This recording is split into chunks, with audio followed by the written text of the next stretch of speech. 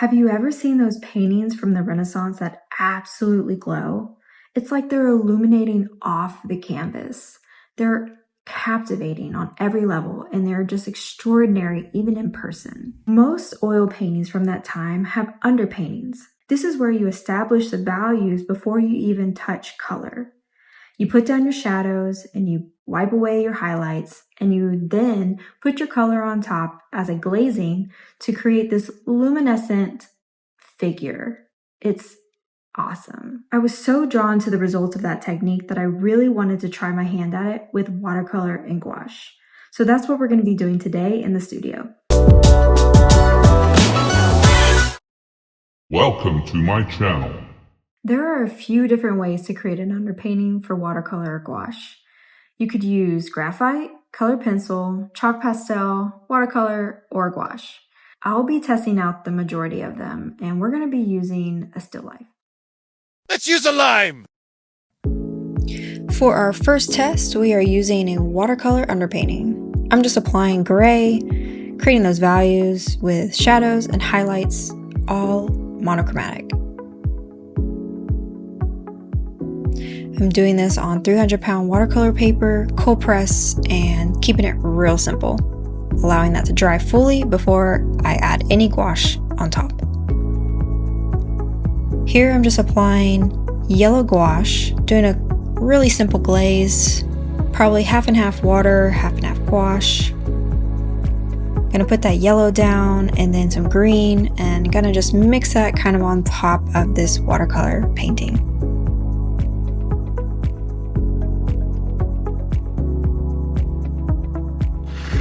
Now let's try colored pencil. I'm going to be using an orange colored pencil because it's a good contrast to the green and yellow. And because it's on cold press, it's not going to be incredibly smooth. I totally forgot to record the process, so here's my painting with watercolor on top of colored pencil.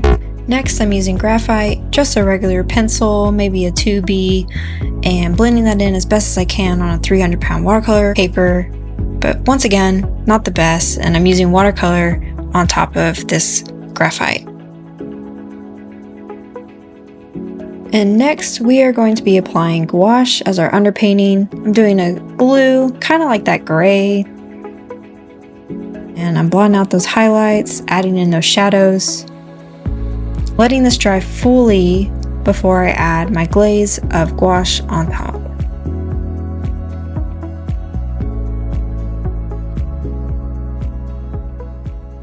For what I was going for, this one turned out the best.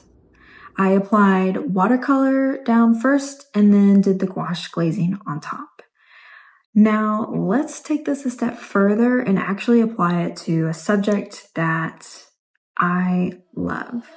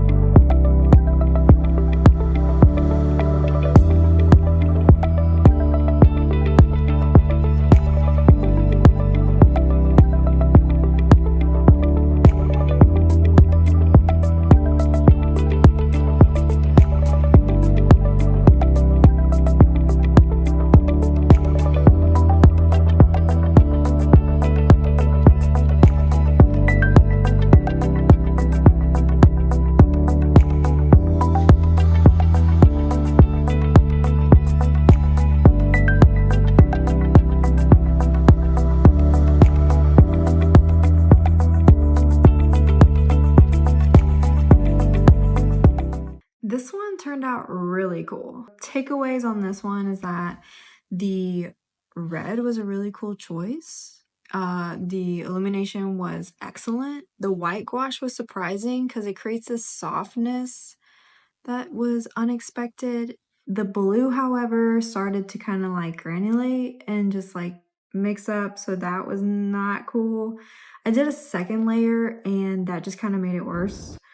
I don't know if I would do a second layer quite like I did before. Maybe apply the blue a little heavier.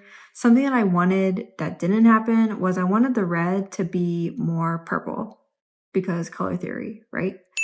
Didn't quite happen the way I was expecting, and I went through and I just did red highlights, but maybe in the future I could do blue highlights instead, or purple. This gradient needs another test, but overall I'm very pleased with how the watercolor kept up the values and the gouache just simply kind of married all those colors together.